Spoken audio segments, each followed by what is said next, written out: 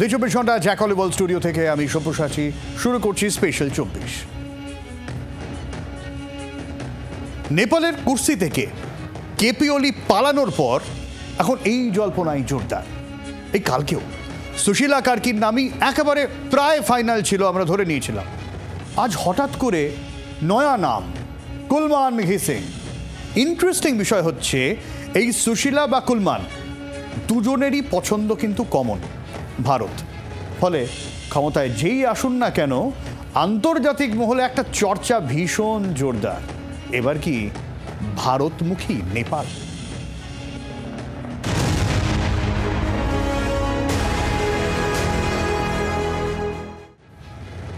নেপাল অশান্তির নেপথ্যে কলকাঠিকার, তাই নিয়ে কিন্তু বিস্তর চর্চা চলছে গোটা আন্তর্জাতিক মহলে। আমেরিকা ঘনিষ্ঠ বালেন্দ্র শাহর ক্ষমতায় আসা নিয়েও চর্চা চলেছে। কিন্তু আচমকাই অন্তর্বর্তী সরকারের দায়িত্বে সামনে এলো নেপালের প্রাক্তন প্রধান বিচারপতি সুশীলা কার্কির নাম। বেনারস হিন্দু বিশ্ববিদ্যালয়ের প্রাক্তনী সুশীলা, তার গলায় এবার মোদির প্রশংসা, নতুন করে আবার জল্পনা।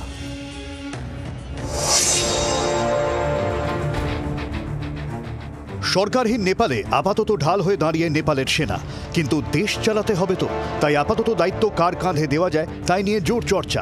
বালেন শাহর নাম ছিল সবথেকে বেশি চর্চায়, ছিলেন জেনজি আন্দোলনের অন্যতম নেতা সুদান গুরুংয়ের নামও।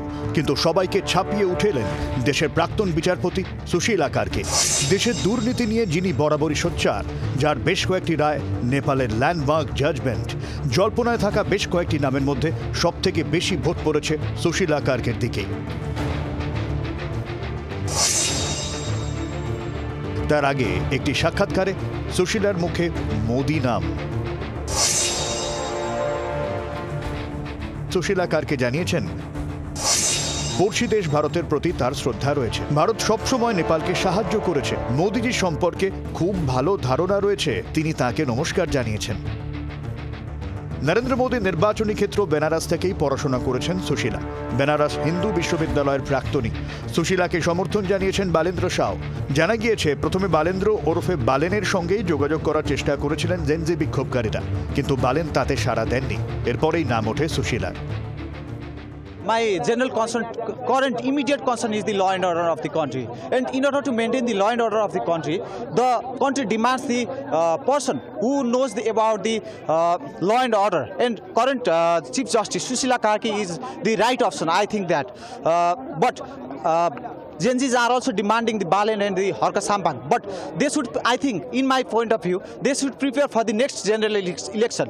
For that, they should not focus on maintaining the law and order, but they should prepare for anything big.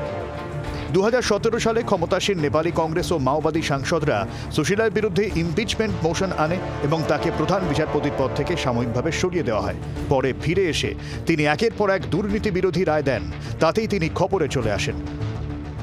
Bureau report, জি 24 ঘন্টা। সুশীলা কার্কি যদি নেপালের দায়িত্বে আসে তাহলে ভারতের পক্ষে স্বস্তির, বলছেন কূটনৈতিক বিশ্লেষক শুভাশিস বন্দ্যোপাধ্যায়। সুশীলা কার্কি একজন এমন সিজেআই যিনি নেপালের ইতিহাসে করাপশনের বিরুদ্ধে গিয়ে মিনিস্টারকে পর্যন্ত জেল খাটিয়েছেন। আজকের ডেটে দাঁড়িয়ে যদি সুশীলা কার্কিকে এই অ্যাডমিনিস্ট্রেটিভ গভর্নমেন্টের মাথায় বসানো হয়, সেটা নেপাল এবং নেপালের সাধারণ জনতার পক্ষে যথেষ্ট সেটা পজিটিভ ডিসিশন। সেকেন্ডলি, যদি অ্যাডমিনিস্ট্রেশন না বোঝে যে ইন্টারমিডিয়েটারি গভর্নমেন্টের মাথায় বসবে, তাহলে কিন্তু নেপালের ফিউচারের পক্ষেও সেটা ডিফিকাল্ট। তার জন্য ওনার প্রোফাইল অনুযায়ী ওনার দায়িত্বটাকে যদি ওনার কাঁধে দেওয়া হয়, তাহলে আমার মনে হয় এটা একটা গুড ডিসিশন হবে। দ্বিতীয়ত, ওনার যে ধরনের বক্তব্য ইন্ডিয়ার ব্যাপারে আগে আমরা শুনেছি, সেটা যথেষ্ট রকমেরই অনুপ্রেরণা জাগায় এবং ভারতবর্ষ যা সর্বদাই চেষ্টা করেছে নেপালের পাশে থাকার এবং যারা সর্বদাই চেষ্টা করেছে নেপালকে বন্ধু হিসাবে ট্রিট করার, তাদের কাছে এটা আরও বেশি একটা ওয়েলকাম মেসেজ।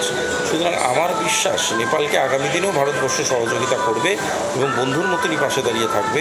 এবং ম্যাডাম সুশীলা কার্কিকে যদি সেই ইন্টারমিডিয়েটারি গভর্নমেন্টের মাথায় বসানো হয়, that is going to be very positive for the future of their country. দেখুন, কাল পর্যন্ত সুশীলা কার্কির নাম নিয়ে জোর জল্পনা ছিল, তবে আজ থেকে আবার নয়া নাম নিয়ে চর্চা শুরু হয়েছে। তিনি কুলমান ঘিসিং, নেপাল ইলেকট্রিসিটি অথরিটির প্রাক্তন ম্যানেজিং ডিরেক্টর। নেপালের লোডশেডিংয়ের সমস্যা দীর্ঘদিনের ছিল। কুলমান দায়িত্ব নেওয়ার পরেই সেই সমস্যা মেটে। নেপালের লাইটম্যান নামে তাই কুলমান পরিচিত। ঘিসিং এর বিরুদ্ধেই কিন্তু তার হয়ে ব্যাটিং শুরু করে দিয়েছেন, এমনটাই খবর পাওয়া যাচ্ছে। আন্দোলনের মূল উদ্যোক্তা যারা, সেই হামি নেপালের সঙ্গেও কথা বলেছেন। প্রশ্ন, আদতে তাহলে ক্ষমতায় বসবেন কে? কার্কি না ঘিসিং, নাকি দিনের শেষে রাজতন্ত্র, রাজা জ্ঞানেন্দ্র?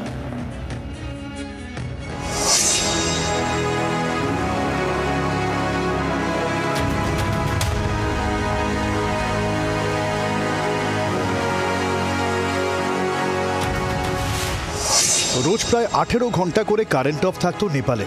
কুলমান ঘিসিং নেপাল বিদ্যুৎ দফতরের দায়িত্ব নেওয়ার পরেই সমস্যা মেটে। কিন্তু এই কুলমানকেও দায়িত্ব থেকে সরিয়ে দেওয়া হয়। অভিযোগ, সরকারের কথা শুনছিলেন না কুলমান ঘিসিং। সে কারণে মেয়াদ শেষের কয়েক মাস আগেই গত মার্চে কুলমানকে দায়িত্ব থেকে সরিয়ে দেয় ওলি সরকার। লাইটম্যান নামে পরিচিত কুলমানের হয়ে সেবারও প্রবল বিক্ষোভে প্রতিবাদ হয়েছিল নেপাল। হিরো ছিলেন, রাজনৈতিকভাবেও হিরো বনে যান কুলমান। এমনকি বিরোধীদের তরফেও সরকারের এই সিদ্ধান্তের সমালোচনা করা হয়। সুশীলা কার্কি যেমন ভারতের হয়ে ব্যাটিং করেছেন, তেমনি কুলমানও ভারত ঘেঁষা। কুলমানের চাকরি যাওয়ার এটাও একটা বড় কারণ।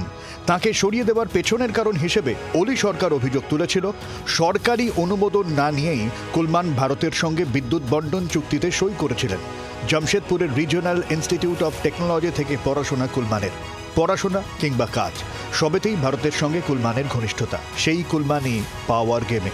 ঘিসিং ইতিমধ্যেই স্বচ্ছ পরিচিত ব্যক্তিদের নিয়ে একটি অন্তর্বর্তীকালীন সরকার গঠন এবং তাতে জেনজি তরুণদের অন্তর্ভুক্ত করার আহ্বান জানিয়েছেন।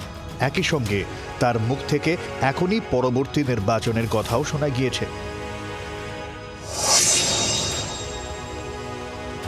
নেপালের জেনজি বিক্ষোভকারীদের প্রথম পছন্দ অবশ্যই ছিল বালেন, কিন্তু বালেন সে দায়িত্ব নিতে না চাওয়ায় নাম ওঠে সুশীলা কার্কির। সুশীলার বয়সজনিত কারণ সামনে এনে বিক্ষোভকারীদের একাংশ আবার কুলমানের নাম সামনে আনেন। ফলে নেপালের অন্তর্বর্তী সরকারের গদিতে বসা নিয়েও রোলার কোস্টার গেম চলছে বলে মনে করছে বিশেষজ্ঞ মহল। অনেকে মনে করছেন এই নিয়ে বিক্ষোভকারীদের মধ্যে মতভেদ এতটাই যে হাতাহাতি পর্যন্ত হয়েছে দুপক্ষের মধ্যে। ফলে এই দড়ি টানাটানিতে সেনার হাত থেকে ক্ষমতা শেষ পর্যন্ত রাজার হাতে চলে যায় কিনা সেটাও কিন্তু দেখার।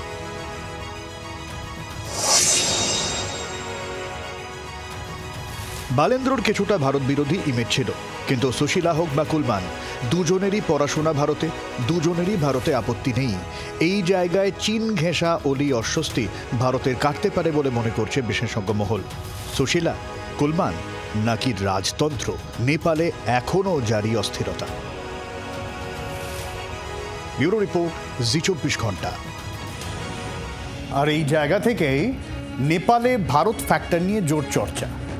দেখুন, নেপালে অশান্তির নেপথ্যে ডিপ স্টেট কিনা তা নিয়ে সোশ্যাল মিডিয়ায় জোর চর্চা চলছে। দক্ষিণ এশিয়ায় আমেরিকার অশান্তির ছক কি না তা নিয়ে জোর বিতর্ক। আর তখনই আড়াল থেকে চিৎকার করে উঠলেন গদিহারা ওলি। তার কি দাবি? তার দাবি দিল্লির বিরুদ্ধে যাওয়ার জন্যই তাকে গদি ছাড়তে হয়েছে।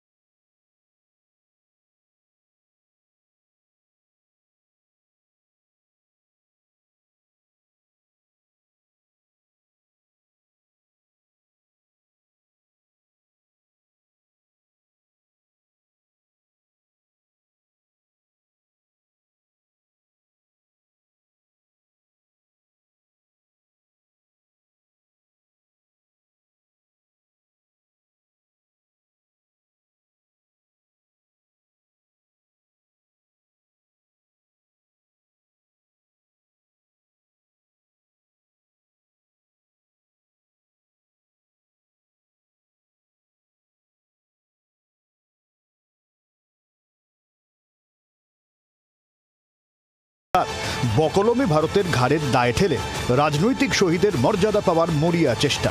প্রথম খবর রটে দুবাই পালিয়েছেন ওলি। শেষ পাওয়া খবর, নেপাল সেনার শিবপুরি ব্যারাকে রয়েছেন লুকিয়ে নেপালের প্রাক্তন প্রধানমন্ত্রী। ওলি যাই বলুন না কেন, তার সরে যাওয়া ভারতের পক্ষে স্বস্তির দাবি বিশেষজ্ঞদের একাংশের। কেপি ওলির সরে যাওয়াটা অবশ্যই ভারতীয় হিসেবে আমাদের পক্ষে স্বস্তি দেয়। কেপি ওলি যেভাবে বেইজিংয়ের সঙ্গে সখ্য রেখে সরকার চালাচ্ছিলেন, যেভাবে কাঠমান্ডু প্রায় চীনের নিয়ন্ত্রণে চলে গেছিল, তা ভারতের জন্য যথেষ্ট উদ্বিগ্নজনক ছিল। আমাদের ভুলে গেলে চলবে না যে কেপি ওলি মানচিত্র নিয়ে আমাদের সঙ্গে বিবাদে জড়িয়েছেন। ফলে কেপি ওলির সরে যাওয়া যতটা আমাদের জন্য স্বস্তিদায়ক, কেপি ওলিও নিশ্চয়ই তার এই গণবিক্ষোভের কারণে পদত্যাগের পেছনে ভারতের হাতই দেখছেন। বিশেষজ্ঞদের একাংশের দাবি, দুর্নীতির ফাঁকে ডুবে থাকা গণক্ষোভ গণবিদ্রোহের জন্ম দিয়েছে। তরুণ প্রজন্মের বিক্ষোভে তাই দুদিনেই গদি উল্টানো হজম হচ্ছে না রাজনৈতিক দলগুলির, বিশেষ করে ওলি। ব্যুরো রিপোর্ট, জি 24 ঘন্টা। সুশীলা কার্কি হোক বা কুলমান ঘিসিং, দুটো নামই ভারতের পক্ষে থাকবে বলে আশাবাদী রাজনৈতিক বিশ্লেষক ও সাংবাদিক সুমন ভট্টাচার্য। এই মুহূর্ত পর্যন্ত যা খবর পাওয়া যাচ্ছে তাতে হয়তো প্রাক্তন বিচারপতি সুশীলাজি নন, হয়তো কুলমান ঘিসিং, যিনি নেপালের বিদ্যুৎ সমস্যার সমাধান করেছিলেন, যিনি নেপালের বিদ্যুৎ সংস্থার প্রাক্তন এমডি ছিলেন, তিনি প্রধানমন্ত্রী হওয়ার দৌড়ে এগিয়ে আছেন। এবার সুশীলাজি এবং কুলমান ঘিসিং দুজনেই কিন্তু ভারতবর্ষে পড়াশোনা করেছেন। ফলে নেপালের ভবিষ্যতে যিনি ক্ষমতায় আসতে চলেছেন তার একটা ভারতীয় যোগাযোগ থাকবে। আমি আবারও বলছি, নতুন করে মনে করিয়ে দিতে চাই যে নেপালের সিংহাসন থেকে বা নেপালের ক্ষমতা থেকে ওলির সরে যাওয়াটা আমাদের সবচেয়ে বড় পাওনা। যিনি আসবেন তিনি আমাদের সাথে কতটা সুসম্পর্ক রাখেন সেদিকে আমাদের তাকিয়ে থাকতে হবে। কিন্তু সুশীলাজি হন কিংবা কুলমান ঘিসিং, তাদের ভারতীয় যোগাযোগ কিন্তু অনেক পুরনো। দেখুন, যেই আসুন না কেন, ক্ষমতায় বসুন না কেন, মোদ্দা কথা রাজায় রাজায় যুদ্ধ হয়, উলুক হাগরার প্রাণ যায়। এই যেমন দেখুন না, নেপাল সীমান্তে পশুপতি ফাটক রয়েছে, প্রচুর মানুষ তো এই পর্যটন চেকপোস্ট দিয়ে যাতায়াত করেন, ব্যবসা রয়েছে সেখানে। আর এই সমস্ত অশান্তি ঝামেলায় পর্যটকদের এখন নেপালে ঢুকতে দেওয়া হচ্ছে না। স্থানীয় ব্যবসায়ীরা, তাদের তো মাথায় হাত, পুজোর আগে কি অবস্থা। দার্জিলিংয়ের সঙ্গে নেপাল সীমান্তে অন্যতম চেকপোস্ট পশুপতি। স্থানটি মূলত পশুপতি ফাটক নামেই পরিচিত। বুধবার এই সীমান্তে দেখা গেল অন্য এক ছবি। সার দিয়ে, গার্ড দিয়ে দাঁড়িয়ে রয়েছে পুলিশ ও এসএসবি। নতুন করে কোনো পর্যটককে নেপালে প্রবেশ করতে দেওয়া হচ্ছে না। নেপালের হিংসায় আপাতত বন্ধ রাখা হয়েছে পর্যটকদের আনাগোনা। প্রথমবার এসেছি এখানে দার্জিলিং ঘুরতে, তো সেই মুহূর্তে আমরা মিরিক এসেছিলাম ঘুরতে, সে বর্ডারে পড়লো, নেপাল বর্ডার পড়ে। তো আমরা অনেক আশা নিয়ে এসেছিলাম যে বর্ডার করে নিয়ে আমরা ঘুরতে যাবো এদিকে, কিন্তু যাই হোক কিছু সমস্যা আছে মনে হয়, যে আছে মেম্বাররা ওরা আমাদেরকে আটকালো। ভালো কি করে লাগবে? আচ্ছা, এটা কি প্রথমবার আসছো নাকি? এখানে প্রথমবার পশুপতি মার্কেট দেখাতে এসেছিলাম, কিন্তু দেখা হলো না। মেডিকেল ইমার্জেন্সি ছাড়া নেপাল থেকে কাউকে ভারতে প্রবেশ করতে দেওয়া হচ্ছে না। এছাড়া ভারত থেকে নেপালে নাগরিক ছাড়া কাউকে সীমান্ত পার করতে দিচ্ছে না এসএসবি। সীমান্তে এই কড়াকড়িতে স্বাভাবিকভাবেই হতাশ পর্যটকরা। তো ঢুকতে পারছে না, তো কিরকম লাগছে গো? খারাপ লাগছে। আচ্ছা, তারপর ঘুরতে ইচ্ছা ছিল? হ্যাঁ, ইচ্ছা ছিল তো বটে, কষ্ট করে এলাম ঘুরতে। আচ্ছা, তো পৌঁছতে পারে কি? এসএসবি কি বলেছিল? না, বললো কাল থেকে পারমিশন নেই। আমরা এসেছিলাম পশুপতি ফাটক বলে আছে নেপালের বর্ডারে, তো আমরা দেখার জন্য এসেছি। তো এখানে আমরা আইডি কার্ড নিয়েও রেডি আছি। আমরা এসে দেখছি এখানে যে নেপালে কিছু একটা প্রবলেম হয়েছে, তো সেখানে আমরা গিয়ে দেখছি যে আমাদের দাঁড়িয়ে আছে, তারা বারণ করলো যে না এখন যাওয়া যাবে না, আমাদের এখানে প্রবলেম আছে, বারণ করা আছে, সেই কারণে যেতে পারলাম না। পশুপতি ফাটকের ওপারে পশুপতি বাজার। দার্জিলিং এলাকায় বেশিরভাগ জিনিসের যোগান আসে এই পশুপতি মার্কেট থেকে। নেপালের উত্তেজক পরিস্থিতিতে সেখান থেকে আসা জিনিসের যোগান যেমন বন্ধ, তেমনি পর্যটকের অভাবে হতাশ ব্যবসায়ীরা। सब टूरिस्ट आएगा और यहाँ टूरिस्ट आने के बाद नेपाल घुसेगा और ये प्रॉब्लम होगा, तो ये जो स्ट्राइक होगा तो यहाँ पे बिजनेस डाउन होगा, यहाँ का जनता को प्रॉब्लम होगा। পুজোর মরশুমে কি হবে, এই চিন্তায় এখন দার্জিলিং এলাকার ব্যবসায়ীরা। নেপালের অস্থিরতা কেটে কবে পরিস্থিতি স্বাভাবিক হবে সেটাই এখন প্রশ্ন স্থানীয়দের। পশুপতি ফাটক থেকে কায়েস আনসারের রিপোর্ট, জি 24 ঘন্টা।